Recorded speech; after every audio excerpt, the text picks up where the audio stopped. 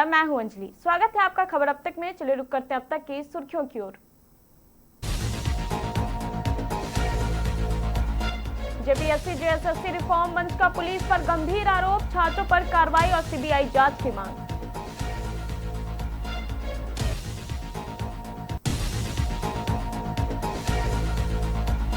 खनिज संशोधन विधेयक पर रघुवर दास का सरकार पर हमला, बोले झारखंड में हो रही खनिजों की लूट।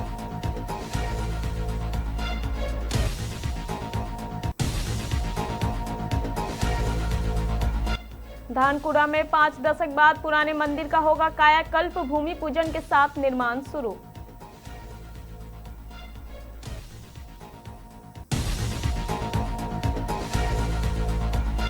बगनाडीह में धूमधाम से मनाई ईद ए मिलाद उन नबी, निकला भव्य जुलूस।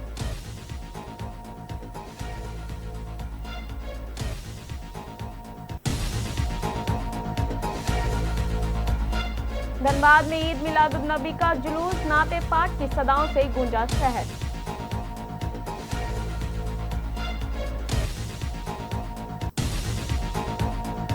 अब खबरें विस्तार से। जेपीएससी जेएसएससी रिफॉर्म मंच ने प्रेस वार्ता कर पुलिस कार्रवाई और परीक्षा व्यवस्था को लेकर गंभीर सवाल उठाए हैं। आंदोलनकारी छात्र अमीषा प्रसाद ने आरोप लगाया कि उन्हें बिना नोटिस घर से थाने लाकर करीब 7 घंटे तक रखा गया। उन्होंने कहा कि पुलिस पहले केस नहीं होने की बात कह रही थी, लेकिन अगले ही दिन उनके खिलाफ मामला दर्ज कर दिया गया। वहीं आंदोलनकारी छात्र राधे कुमार ने आरोप लगाया कि झारखंड के 24 जिलों में छात्रों और कार्यकर्ताओं पर पुलिस कार्रवाई हुई और कई जगह लाठीचार्ज किया गया। उन्होंने कहा कि जेपीएससी जेएसएससी आंदोलन शांतिपूर्ण रहा है और सरकार को छात्रों की मांगों पर गंभीरता से विचार करना चाहिए। मंच ने कथित परीक्षा अनियमितताओं की सीआईडी के बजाय सीबीआई से निष्पक्ष जांच कराने की मांग की।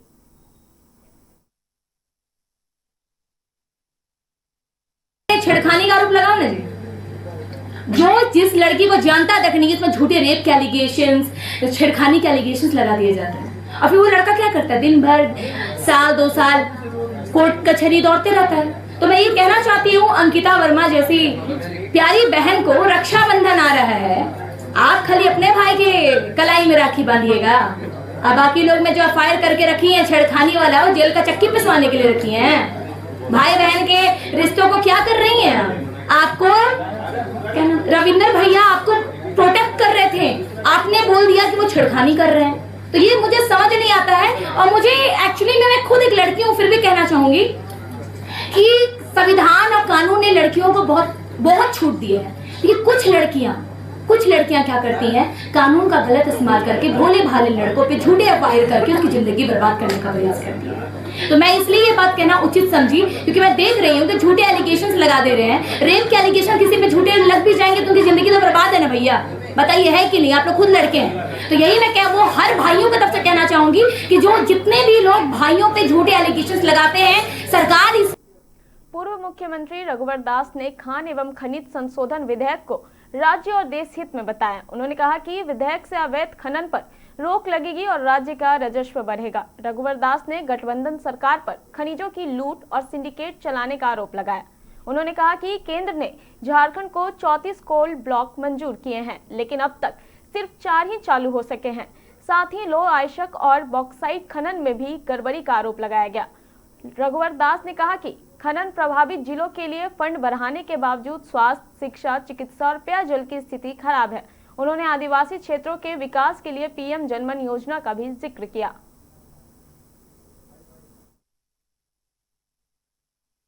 आज तक लोह आयस्क में 6 माइंस, बॉक्साइट की 37 में से 17 माइंस ही चालू। ये कोल ब्लॉक माइंस चालू होते तो राष्ट्र को करोड़ों रुपया राजस्व मिलता। झारखंड मुक्ति मोर्चा कांग्रेस की सरकार 1100 करोड़ रुपए का शेष का रोना रोती है, लेकिन आंकड़े बताते हैं इस सरकार के नियत में कितने कोट। अन्य राज्यों की तुलना में डिस्ट्रिक्ट माइनिंग फंड की स्थिति समान खनिज भंडार होने के बावजूद उड़ीसा जो हमारा पड़ोसी राज्य है, वित्तीय वर्ष 2025-26 में 60,000 करोड़ का राजस्व हासिल करने का लक्ष्य, जबकि झारखंड का लक्ष्य केवल 18,844 करोड़। उड़ीसा के त्वरित नीलामी और खदान संचालन प्रक्रिया के कारण उसकी राजस्व दक्षता झारखंड से 3 गुना अधिक है। इसके अलावा जो झारखंड में 18 निरसा के जोगरात पंचायत स्थित धानकुड़ा शिव मंदिर परिसर में बुधवार को श्री श्री नर्मदेश्वर महादेव मंदिर के जीर्णोद्धार एवं नवनिर्माण के लिए भूमि पूजन किया गया।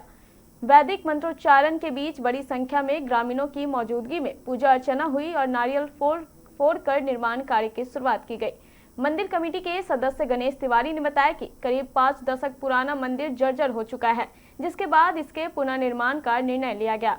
वहीं मुखिया प्रतिनिधि रिंटू पाठक ने मंदिर को क्षेत्र की आस्था का प्रमुख केंद्र बताते हुए हर संभव सहयोग का भरोसा दिया। मंदिर कमेटी ने श्रद्धालुओं से भी निर्माण कार्य में सहयोग की अपील की है। कार्यक्रम है 2026 दिन बुधवार हमारे धनकुरा ग्राम में पुराना मंदिर है और इसको नया निर्माण करने के लिए सभी को बुलाया गया है, जिसमें अशोक मंडल आए हैं, मुखिया जी रिंटू पाठक आए हैं और भी नगर पालिका से जो हैं वो सब आए हैं।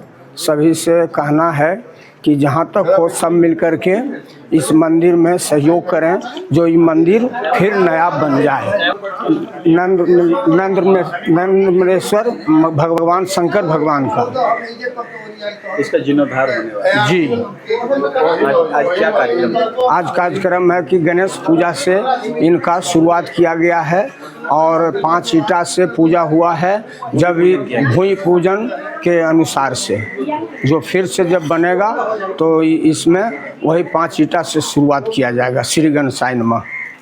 यहाँ पर नर्मदेश्वर महादेव का जो है मंदिर का जीर्णोद्धार के लिए भूमि पूजन कार्यक्रम का आयोजन किया गया था नर्मदेश्वर महादेव पूजा कमेटी के द्वारा, और ये धानकुड़ा में स्थित है।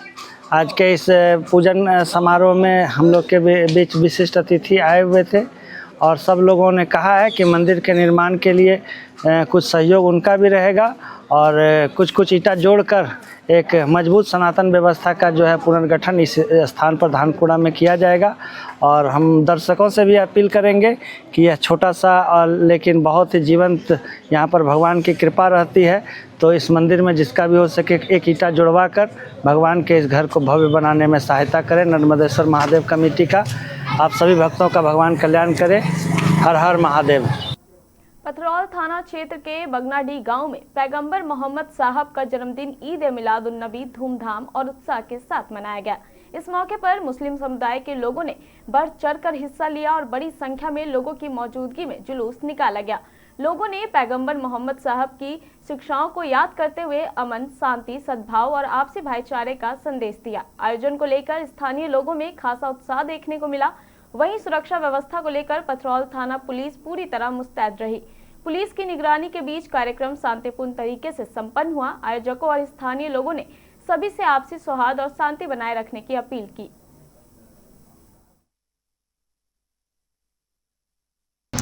एमडी शमीम, आज मेरा नबी का जन्मदिन है, उसी का खुशी मना रहे हैं। आज कितनावा जन्मदिन है? हाँ, कितना वर्ष हुआ? कितना जन्मदिन मना रहे हैं? बराबर जैसे मनाते आ रहे हैं वैसे मना रहे हैं।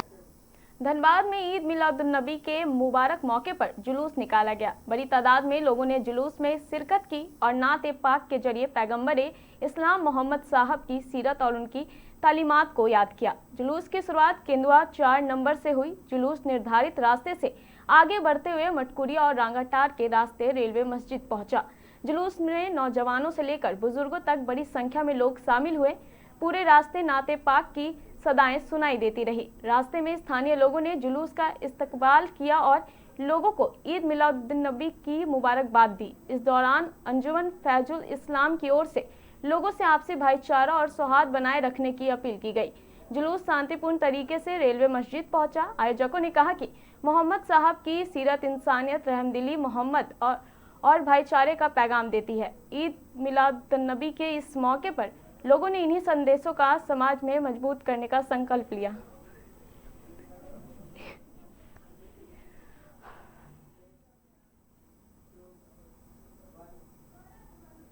मेदिनीनगर शहर थाना क्षेत्र में एक युवक को संदिग्ध परिस्थिति में गोली लगने का मामला सामने आया है। गोली लगने से युवक गंभीर रूप से घायल हो गया, जिसे इलाज के लिए मेदिनी राय मेडिकल कॉलेज अस्पताल में भर्ती कराया गया। बताया जा रहा है कि युवक अपनी दुकान बंद कर जेलहाता के रास्ते घर लौट रहा था। घर पहुंचने के बाद उसे पेट से खून निकलने का एहसास हुआ। परिजनों ने देखा तो गोली लगने का निशान मिला। इसके बाद आनन फानन में उसे अस्पताल लाया गया। इलाज के बाद युवक की हालत खतरे से बाहर बताई जा रही है। फिलहाल गोली कैसे लगी ये साफ नहीं हो पाया है। पुलिस पूरे मामले की छानबीन में जुटी है।